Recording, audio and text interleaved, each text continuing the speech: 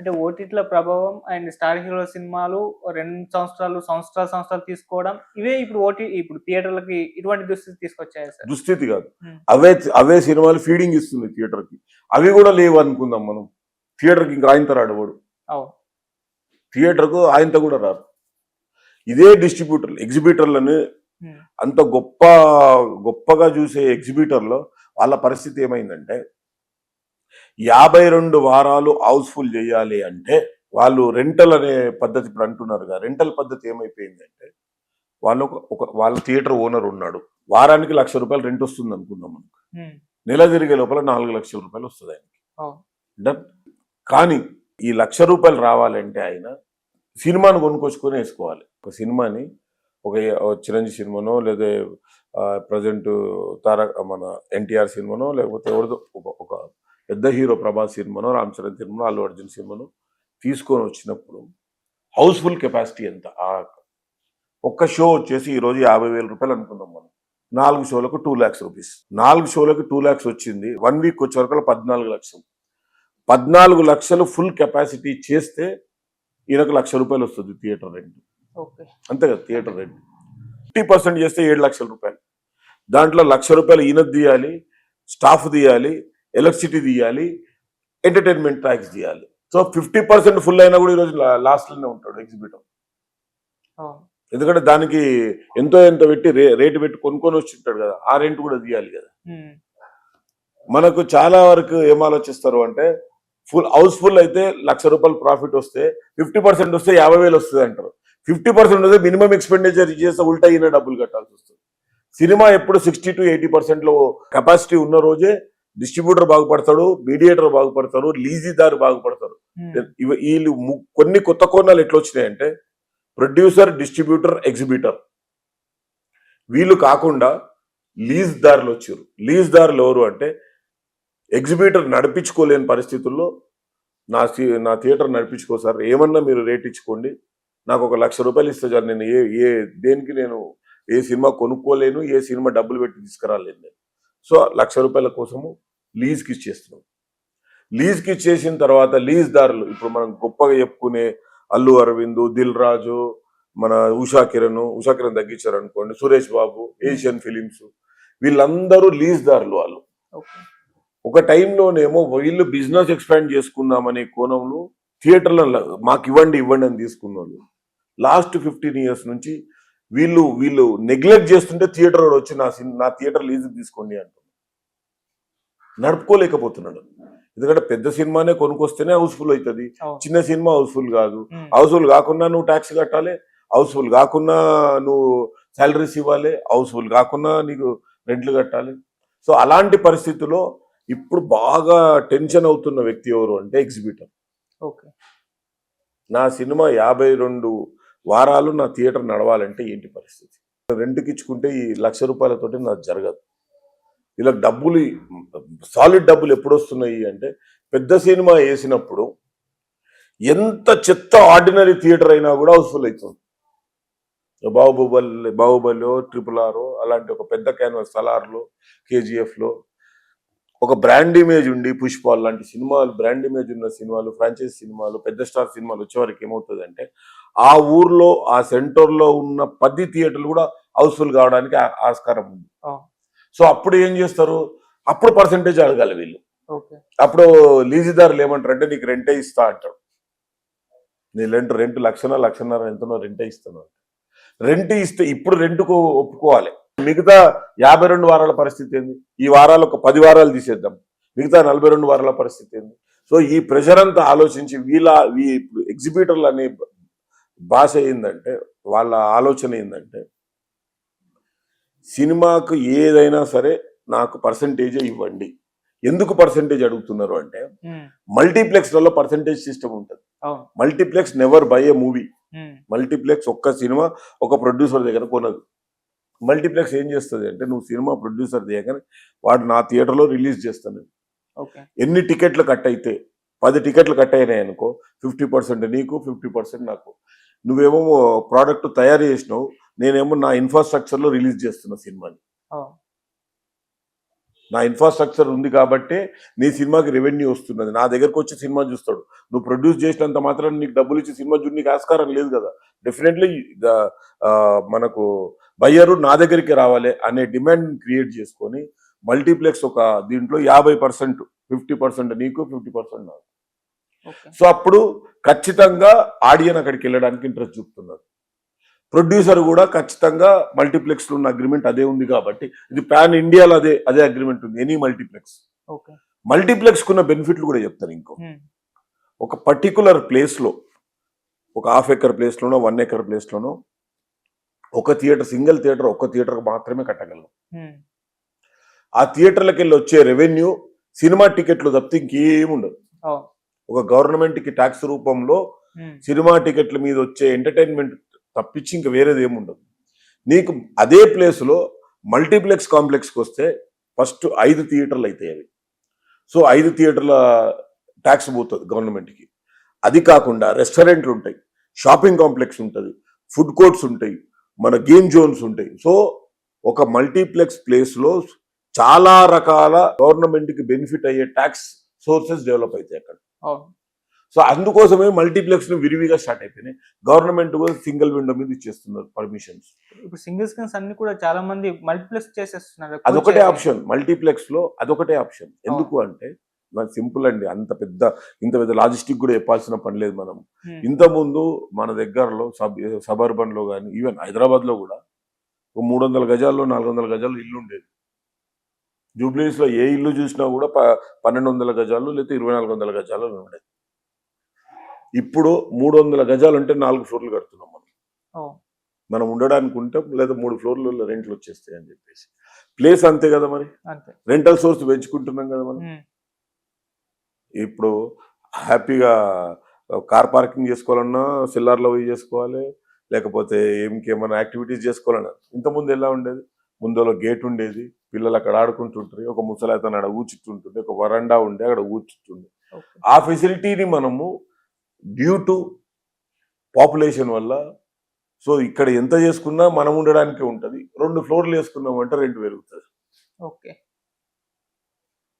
Same system. అదే సిస్టాన్ని ఒక particular ప్లేస్లో థియేటర్ ఉండేదానికంటే మనం ఒక మల్టీప్లెక్స్ వేస్తే షాపింగ్ కాంప్లెక్స్లో రెంట్లు వచ్చేస్తాయి, ఫుడ్ కోర్ట్ రెంట్ వస్తుంది, గేమ్ జోన్లో రెంట్లు వస్తాయి. దాంట్లో నువ్వు ఎన్ని రకాల రెంటల్ సోర్సెస్ డెవలప్ చేయొచ్చు, అన్ని రకాల రెంటల్ సోర్స్ చేయొచ్చు. ఇదంతా క్యాపిటలిజం, గ్లోబలైజేషన్ లో వచ్చిన ఐడియాస్. ఇక్కడ సత్యం థియేటర్ త్రిబుల్ మారింది. రేపు ఎర్రగడ్డలు కూడా మారొచ్చు గోకుల్ థియేటర్. ఓకే. సో ఈ చక్రంలో పడిపోయి ఏమవుతున్నది అంటే మల్టీప్లెక్స్ కి జనాలు అలవాటు అవుతున్నారు, సింగిల్ థియేటర్కి రావట్లేదు అని చెప్పేసి వీళ్ళు లీజ్కి ఇచ్చిన తర్వాత లీజుదారు ఏం చేయాలి, ఒక మామూలు థియేటర్. ఇప్పుడు మీకు లక్ష్మీకళ థియేటర్లు ఉంటాయి కదా, ఏం కళ, లక్ష్మీకళ, శశికళ, చంద్రకళ. అప్పుడు 2 థియేటర్లు ఉండేది. ఏషియన్ వాళ్ళు తీసుకున్న తర్వాత దాన్ని 3 థియేటర్ చేశారు.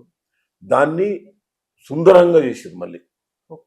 మామూలుగా ఉండే థియేటర్. ఎప్పుడైనా ఏషియన్ బ్రాండ్ కాగానే లావిష్ సీటింగ్ చేస్తారు, ఏసీ చేస్తారు, లావిష్ గా టాయిలెట్స్ చేస్తారు, లావిష్ గా బుకింగ్ కౌంటర్స్ వస్తాయి, ఫుడ్ కోర్ట్స్ వస్తాయి, అన్ని వచ్చేస్తాయి అక్కడ. సో అప్పుడు ఏమవుతుందంటే ప్రతి ఒక్కడు థియేటర్ మంచిగుంటే వెళ్దామనే దాంట్లో పోతుంటారు. మీకు అంటే ఇప్పుడు మీరు చూసిరో లేదో, హాలీవుడ్ సినిమా చూడాలంటే మేము సంగీత్లోనే చూస్తుంటాం, ఆనంద్ థియేటర్లోనే చూస్తుంటాం, సో షా థియేటర్లో, షేన్షా థియేటర్లోనే చూస్తుంటాం, సూర్య థియేటర్లోనే చూస్తుంటాం. అప్పుడు ఆడియన్స్ మెంటల్గా ఫిక్స్ అయిపోతుంటాం మేము, ఫలానా సినిమా ఫలానా థియేటర్లోనే వస్తుంది. ఆర్టీసీ ఎక్స్ రోడ్లో ఓన్లీ తెలుగు మూవీసే. ఆర్టీసీ ఎక్స్ రోడ్లో హిందీ సినిమా ఆడిన చరిత్రనే లేదు, హిందీ సినిమా రిలీజ్ అయ్యే చరిత్రనే లేదు. సంగీత్ థియేటర్లో తెలుగు సినిమాలు ఆడిన చరిత్ర లేదు. మంజు థియేటర్లో తెలుగు సినిమాలు ఆడిన ఉండదు, అంటే కొంచెం మల్టీ ఉండే మంజు, నటరాజ్ అదంతా. సో అప్పుడు ప్రేక్షకులు కూడా ఫిక్స్ అయిపోయినారు, నేను సంగీత్లో పోయినంటే నేను ఇంగ్లీష్ సినిమానే చూస్తా. సో అలాంటి సింగిల్ థియేటర్ల కల్చర్ని మనం మార్చుకుంటూ మనం దీంట్లోకి వచ్చినాం కాబట్టి ఖచ్చితంగా సింగిల్ థియేటర్లలో సినిమాలు చూడడానికి జనాలు ఇంట్రెస్ట్ లేరు ఇప్పుడు ప్రస్తుత పరిస్థితుల్లో. అందుకోసమనే వీళ్ళు ఏం చేస్తున్నారు, మేము రెంట్స్ ఇవ్వము, నాకు రెంటల్ సిస్టమ్ వద్దు, మాకు కూడా పర్సంటేజ్ ఇవ్వండి, మల్టీప్లెక్స్కి ఎలా ఇస్తున్నారో మాకు కూడా పర్సంటేజ్ ఇవ్వండి. ఇప్పుడు అదే మన డిస్ట్రిబ్యూటరు ప్రొడ్యూసర్ ఏమంటాడు అంటే మల్టీప్లెక్స్ లో ఉన్న ఫెసిలిటీస్ నీ థియేటర్లకి నువ్వు తీసుకొచ్చుకో, అప్పుడు మేము పర్సెంటేజ్ ఇస్తామంట. వీళ్ళు మళ్ళీ రీఇన్వెస్ట్ చేయలేడు. పాత థియేటర్ ఎంత అంగులు చేసినా కూడా అదే థియేటర్ అవుతుంది. సున్నాలు వేసుకోగలుగుతాడు, ఫాల్ సీలింగ్ చేయమంటాడు, చీరలు మార్చగలుగుతాడు, కానీ దాన్ని మల్టీప్లెక్స్ కోణం తీసుకెళ్ళాడు కదా. ఎప్పుడైతే మల్టీప్లెక్స్ తీసుకుపోయిండు అన్నప్పుడు డిఫాల్ట్ గా నీకు మల్టీప్లెక్స్ అప్లికేషన్స్ వచ్చేస్తాయి కదా. 50% నీకు మళ్ళీ ఫుడ్ కోర్ట్ రెంట్స్, ఈ రెంట్స్, ఆ రెంట్స్ అన్ని వచ్చేస్తాయి. సో కొన్ని రోజుల తర్వాత సింగిల్ థియేటర్ ఉండకపో అనేది నా నమ్మకం. సో సింగిల్ థియేటర్ లో వాళ్ళ డిమాండ్ని ఎవ్వరు కూడా ఫుల్ఫిల్ చేయలేరు. కానీ వాళ్ళది ఖచ్చితంగా చెప్తున్నాను, వాళ్ళది మంచి నిర్ణయమే బంద్ పెడదామనేది. దానివల్ల ప్రభావం ఉండదు. దానివల్ల ప్రభావం ఉండదు. ఇప్పుడు హైదరాబాద్లో రెవెన్యూ పర్సంటేజ్ ఇప్పుడు ఓవరాల్గా ఒక తెలుగు సినిమాకి పాత తెలంగాణ, ఆంధ్రప్రదేశ్లో ఉన్న పాత లెక్కేసుకున్న జిల్లాల ప్రకారం మన దగ్గర 10 జిల్లాలు, 13 జిల్లాలు, 23 జిల్లాలలో వచ్చే రెవెన్యూ హైదరాబాద్లో ఒక థియేటర్లో వచ్చే ఒక ఏరియాలో వస్తుంది. ఎందుకంటే పర్సంటేజ్ ఆఫ్ పీపుల్ చాలా ఉన్నారు, మల్టీప్లెక్స్లు చాలా మంది ఉన్నారు. సో అందుకే నైజాంలో సినిమా గట్టెక్కిందంటే సినిమా బయటపడుతుంది అనేది ఒక పెద్ద నమ్మకం ఉంది. సో ఈ కోవలో నేను చివరిగా చెప్పేది ఏంటిదంటే సింగిల్ థియేటర్లో ముందుకు మనుగడ లేదు. సింగిల్ థియేటర్లో నువ్వు మార్చితే అప్పుడు నీకు బెనిఫిట్ ఉంటుంది. మార్చి మళ్ళీ నువ్వు చేసేది ఏంటిది అంటే నువ్వు పార్కింగ్ పెంచుతావు, నువ్వు మళ్ళీ సమోసా రేటు పెంచుతావు, పాప్కార్న్ రేట్ మళ్ళీ 200 చేయాలి తప్పదు నీకు, మళ్ళీ పార్కింగ్కి 50 రూపాయలు చేయాలి తప్పదు నీకు, కూల్ డ్రింక్ డబ్బు చేయక తప్పదు. అప్పుడు ఏముంటుండే, థియేటర్కి పోతే 5 రూపాయలు ఇంటర్వెల్ ఖర్చు అయిపోతుండే, ఒక టీ 2 రూపాయలు, ఒక 3 రూపాయలు సమోసాలో పాప్కార్న్. ఓవరాల్గా ఏంటంటే సింగిల్ థియేటర్లో ముందుకి మనుగడ సాగనించలేవు. వాళ్ళు చేసుకున్న తప్పిదమే ఇది కూడా. చివరిగా సింగిల్ థియేటర్ ఓనర్స్కి మీకు చెప్తున్నది ఏంటంటే మీరు చేసుకున్న తప్పేంటిది అంటే లీజ్ దారుల దగ్గరికి వెళ్ళి బతిలాడుకుంటూ లీజ్కి ఇచ్చేసారు. థియేటర్లు బతిలాడి లీజ్ ఇవ్వడం చేయడం వల్ల ఏమైపోయింది అంటే లీజ్ దారులు ఇప్పుడు సురేష్ బాబు, దిల్ రాజు, ఏషియన్ ఫిలిమ్స్, అల్లు అరవింద్ వీళ్ళు చెప్తుంటారు కదా, నలుగురు చక్రాల్లో బంధించబడ్డది సినిమా అని. వాళ్ళు చెప్పిందే వేదంలాగా నువ్వు మారిపోయినావు, నీ వల్ల వాళ్ళ ఆధిపత్యం వచ్చింది. ఒకవేళ ఇంకొకటి చెప్దాం, వాళ్ళని ఈ రోజే స్టాప్ చేయించారు అనుకో, మాకేమొద్దురా బాబు, మాకేమొద్దు అని వాళ్ళు వద్దనుకున్నారు, లీజులు వద్దనుకున్నారు అనుకోండి, ఏడ్చుకుంటారు ఇప్పుడు వీళ్ళు. ఎందుకంటే ప్రతి సినిమా డబ్బులు పెట్టి కొనాలి మళ్ళీ వాళ్ళ దగ్గర.